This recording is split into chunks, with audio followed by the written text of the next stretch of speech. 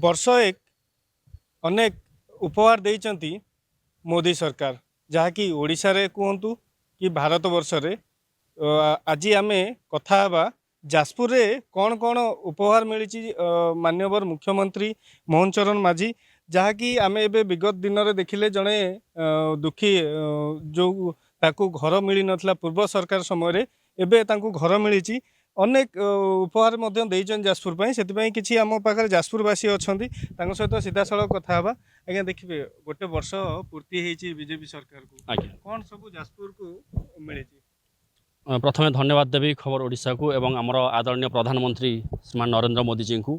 तथा राज्यर मुख्यमंत्री मोहन चरण माझी जी को जहाँ भी कही निर्वाचन प्रतिश्रुति जहाँ भी देते आज ताहा पूरण कर एक वर्षर पूर्ति उपलब्धि अनेक आईटा साकार भी होती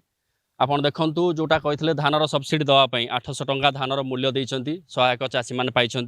द्वितीय भत्ता कही बढ़ाई भत्ता भी मानने वार्धक्य भत्ता आप देखूँ जो मैंने भिन्नक्षम अच्छा कि 80 वर्ष ऊर्ध्व अच्छा से भी कार्यकारी हो पारी सेटा गोटे ता छड़ा आप देखूँ बर्तमान इंडिया माने आम देश कथा कह गले मेजर इकोनोमिकली बूस्ट कर जापान को क्रॉस करके आज 4th लार्जेस्ट इकोनोमिक हो पारी सेटा गोटे बड़ आम देशपाई माने विश्वर से आमको परिचय कराइब जोटा कि गोटे पूर्ति होती ता छड़ा सुभद्रा योजना जोटा कही महिला मानू स्वावलम्बी करने 50,000 टंका देवे सेटा भी आप देखिपे महिला मानू प्राय 3टा पाखापाखि किस्ती मिल सारा स्वावलम्बी हो पार्टी किसी महिला मैंने व्यवसाय भी आरंभ कर पैसा आउरी बहुत किसी एमती ना आपन देखिए आगामी दिन में भी कार्यकारी करने जाऊँच मोदी सरकार माने आमर मोहन सरकार आउरी भी आपन देखिपे जोटा कि आमर मेडिकल कॉलेज सबु जिले में प्रतिष्ठा करने ये कर नुआ एयरपोर्ट खोलिया भी प्रतिश्रुति देइचंती आ सेटा भी कार्यकारी हम बहुत जल्दी। धन्यवाद जहाँ जहाँ शुणुले अन्य जड़े आम पाखे अच्छा जहाँ उपहार देइचंती एक वर्ष भितर कहे जाजपुर कौन रही ओडिशा कौन रही जाजपुर मोहन माझी सरकार जहाँ जो मेडिकल आमर उद्घाटन कर बहुत बर्तमान सबुआड़ आम जाजपुर जिलार बाहर जिलार आसिक ट्रिटमेंट होती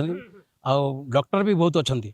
गोटे सर्जिकाल देखिए आप 6 जन डॉक्टर रोचंती प्रोफेसर जड़े रोचंती सर्जिकाल जाइए जड़े प्रोफेसर रोचंती से जा ये 6 जन रोचंती। रोगी सेवा केमती कौन रोगी सेवा बहुत बढ़िया सांगे सांग आमर आसते जो सांगे सांगे एडमिशन कले सांगे सांगे भी बेड देला परे ऑपरेशन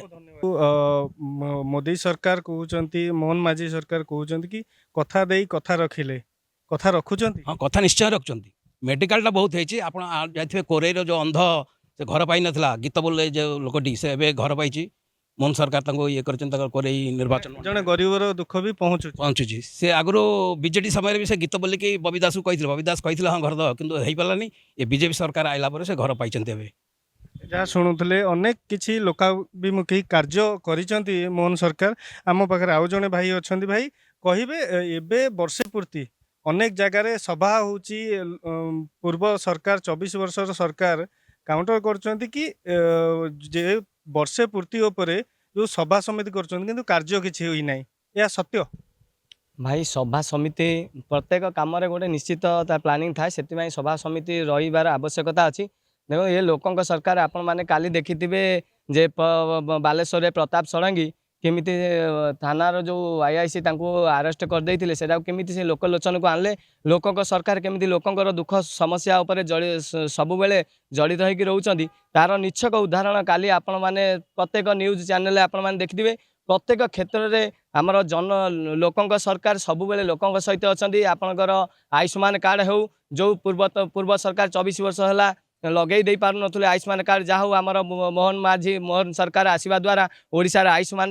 कार्ड हवा द्वारा आम ऑल इंडिया रे एक जोटी चाहिए जो मेडिकल चाहिए आम 5 लाख टंकार सुविधा नहीं पारे महिला मैंने 10 लाख टंकार सुविधा नहीं पारे यही जो कार्यक्रम को लोक सरकार कौन लोक मानकर सुविधा लोक मानकर समस्या को जी सांगे सांगे त्वरान्वित करे ताकू लोक सरकार कहुए यार निच्छक उदाहरण साधारण जनता जानती विरोधी तो विरोधी कथा कहे किंतु आमे निरपेक्ष कथा कहबू। आम पाखे आउ जड़े भाई अच्छा आज्ञा देखिए जाजपुर रेलपथ अनेक दिन है आप दाबी रही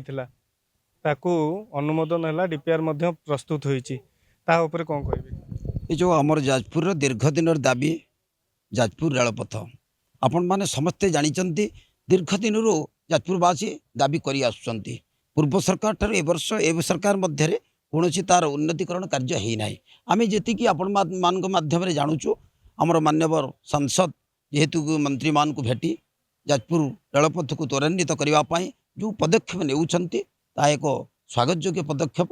ମୁଁ ସାଂସଦକୁ ମୋ ଯାଜପୁରବାସୀ ପକ୍ଷରୁ ସ୍ୱାଗତ ଜଣାଇବି, ଅଭିନନ୍ଦନ ଜଣାଇବି ତାଙ୍କର ଏଇ ଯେଉଁ ନିଆରା ପ୍ରୟାସ। ଏବଂ ଆପଣମାନଙ୍କ ମାଧ୍ୟମରେ ମୁଁ କହିବି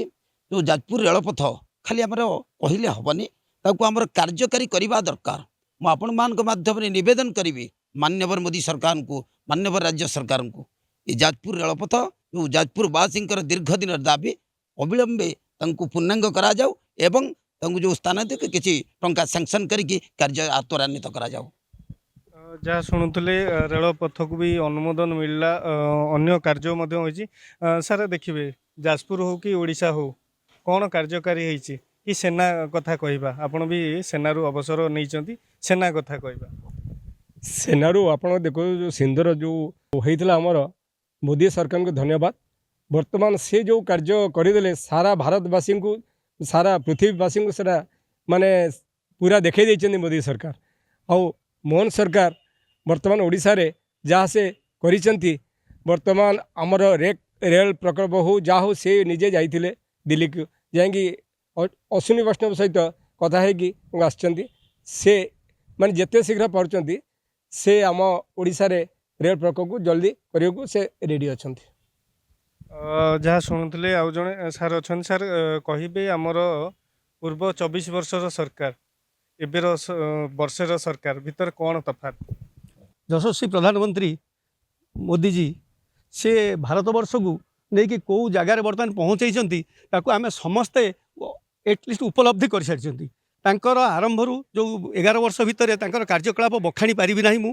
ତାହା ଅତ୍ୟନ୍ତ ସମସ୍ତଙ୍କର ହୃଦୟସ୍ପର୍ଶୀ। ଏବେ ରିସେଣ୍ଟଲି ଆମର ଗତ ଏଇ ଯେଉଁ ପହଲଗାମର ଯେଉଁ ହେଲା, ଗୁଳି ମାରିକି ଆମର ମାରିଦେଲେ